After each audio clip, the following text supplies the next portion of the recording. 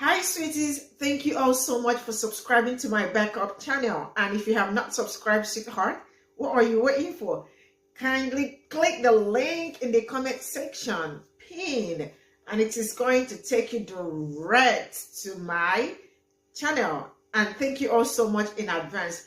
Welcome to Naya Sim. If this is your first time of coming across this channel, sweetheart, kindly smash the subscribe button. Turn on the notification so you get notified each time I upload, and please give this video a thumb up.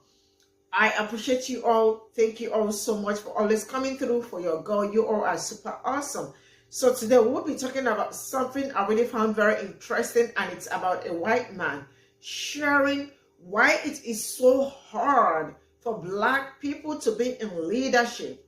And he went further to explain that when a Black person is in is a leader of some, or like in a group or somewhere, that a lot is expected of her, more like they are waiting for you to give it up for even give your life just to make things to work.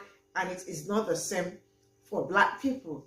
You know what? Do not click away. A lot of people actually stitched to this, but their videos are so long. So I decided to just pick two persons that gave that spoke about their experiences being a leader and others.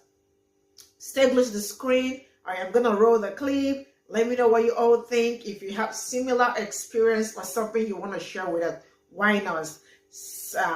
Write that in the comment section. I will be reading your comments. And let me roll that. Research reveals that Black leaders face many unique challenges that white leaders do not face. The first challenge is the constant scrutiny and pressure to perform, which can be overwhelming. Studies have shown that Black leaders are often held to higher standards than their white counterparts, and when they fail, they are more likely to be blamed for the organization's failures. This scrutiny can lead to feelings of isolation and burnout. Additionally, Black leaders often face what is known as the double bind, a situation where they are expected to adhere to both white and Black cultural norms. This creates a challenge and balancing act where Black leaders must navigate between two worlds while staying true to their own identities. Research suggests that this constant balancing act can be emotionally and mentally draining. Also, Black leaders often face resistance from their peers and subordinates, who may be resistant to following their leadership. This resistance can stem from both conscious and unconscious biases, which can be difficult to address. A study conducted by the Center for Talent Innovation found that 64% of Black professionals reported that they faced bias from their colleagues. Black leaders often face limited opportunities for advancement. This is due to a variety of factors, including the lack of diversity in leadership positions and the fact that Black leaders are often pigeonholed into specific roles. A study conducted by the Center for American Progress found that only 10% of Fortune 500 CEOs are Black. Black leaders often face the challenge of being perceived as a threat. This perception can be due to the unconscious biases that people hold, and it can be manifested in the form of microaggressions, such as being interrupted during meetings or having their ideas dismissed without consideration. A study conducted by the Harvard Business Review found that Black professionals were 3.5 times more likely than their white counterparts to report experiencing racial bias in the workplace. Despite these challenges, many Black leaders continue to make significant contributions to their organizations and communities. However, it is important to acknowledge the systemic racism that they face and work to address it. The challenges faced by Black leaders due to systemic racism are numerous and significant, including constant scrutiny and pressure to perform, navigating the double bind, facing resistance from peer and subordinates, and limited opportunities for advancement, and being perceived as a threat. It is crucial that we recognize and work to address these challenges to create a more equitable and inclusive workplace for all leaders. Okay, something that got me was that I checked out the comment section of this, and a lot of Black people have like similar like they have experienced something like this, and they were sharing their stories and all that. You know what? Stay close to the screen. Let me roll the stitches so we all can see what they got to say about this. So here we go. Face many unique challenges that white leaders do not. Let's talk about it. So I was working for a startup, and I hadn't been working there for more than 6 months when the CEO decided to make some changes. He wanted to grow some teams, shrink some teams, establish more leadership roles across the organization just so there was more structure, which if you've worked for a startup, you know that's very typical. So seeing as I was the person within the organization with the most real estate development experience, and that's the industry we were servicing, and also I had managed teams in the past, and not just teams, but like international teams, he saw me as a good candidate, a great candidate for a leadership role. Now, we talked about would it be VP, would it be director, blah, blah, blah. We landed on director. I'm a very humble person, and a fair salary for, whatever I was doing, roles and responsibilities, the size of the team, what the expectations were going to be on me mobilizing the team. So like creating a playbook and a connect center and all this other stuff, like software we would use. So I was excited because I was just like, I've done bits and pieces of this before, but to really be able to have the role and establish something, I was looking forward to it. I'm going to say that. I was excited. So I spent the entire weekend like letting my friends and family know, y'all, like this, opportunity is coming through.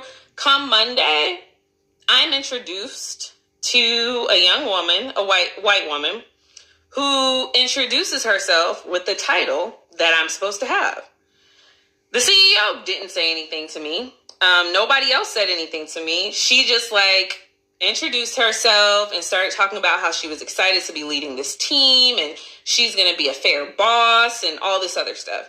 So I'm kind of just sitting there like, am I in the Twilight Zone? Did I dream all of that? Like literally what just happened?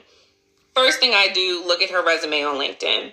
She has not been working as long as I have. She has 0 real estate development experience.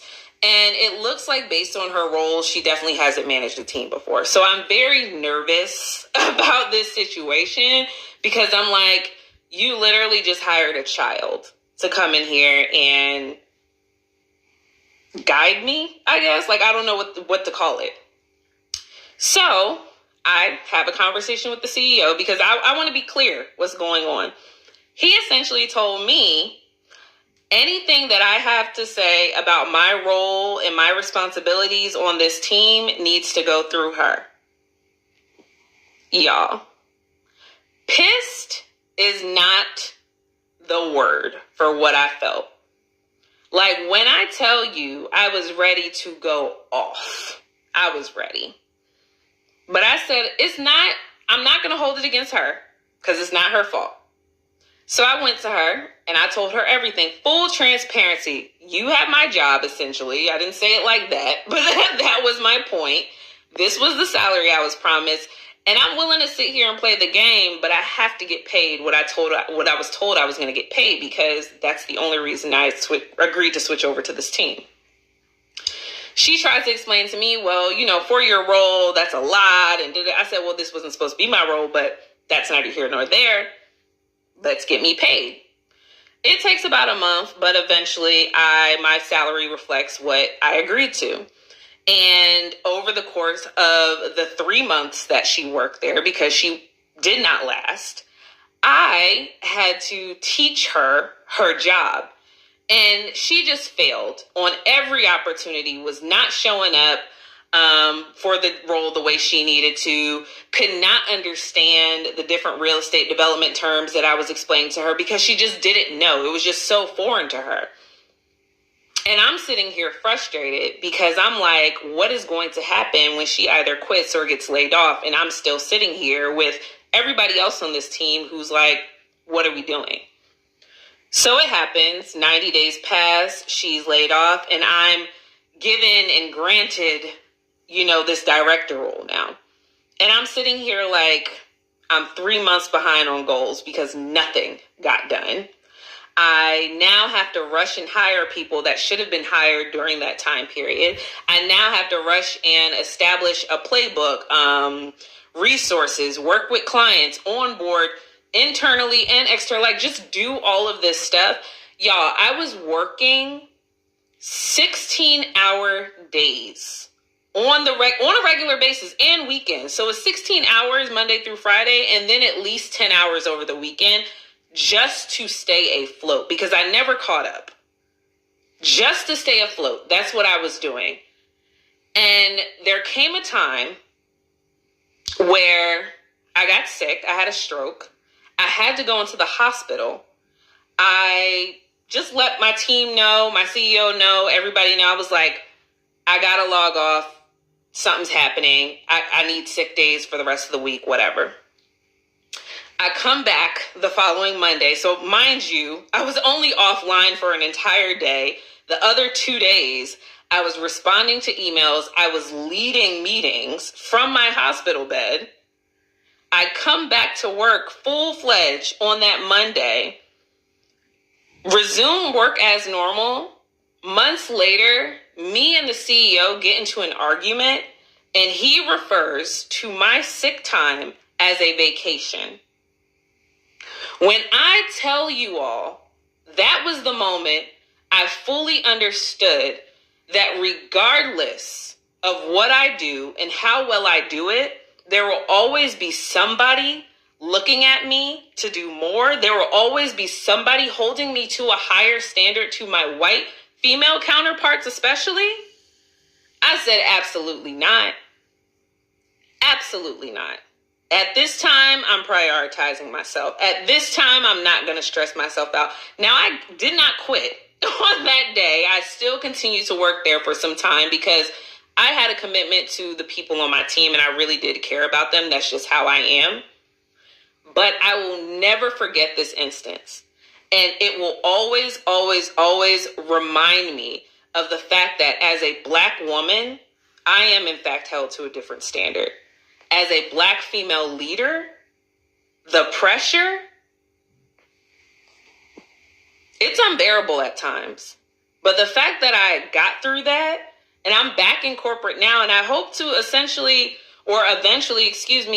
be in a leadership position again, because I really do love the opportunity of mentoring people, teaching people, allowing people to see that it is very possible to achieve that level of success. I will never tolerate that level of disrespect again at all. All right. There are so many stitches to this video, but the stitches are so long, and I can put like 20, 30 something, because I want you, but you all already understood what she was trying to say, and a lot of people share their experiences, and there are more like similar things to what the man was also saying. So I am sorry, I won't be putting out all the stitches. This one is long enough for you all to understand what is going on. So this is where I am gonna draw the curtain. I absolutely, and I really do want to read all your comments. If you have heard something share the experiences with us so we all can see and then talk about it. Thank you all for the support, and see you all in my next video. Bye for now.